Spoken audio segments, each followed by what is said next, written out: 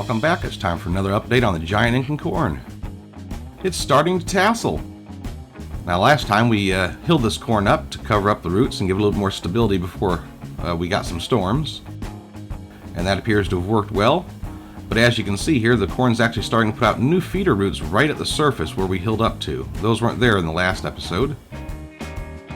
Now I'm just going to go ahead and cover these back up.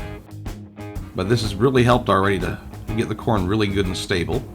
And here we have another one. You can see just how much root they're putting out, and I get the distinct feeling they're going to put more roots out at every node as this gets larger.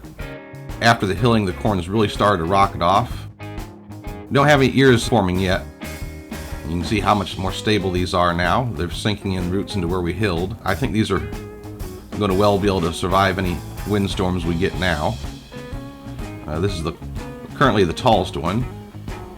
To give you an idea, I'm 5'9" and I can't even reach the top anymore, and this stalk is yet to begin to tassel.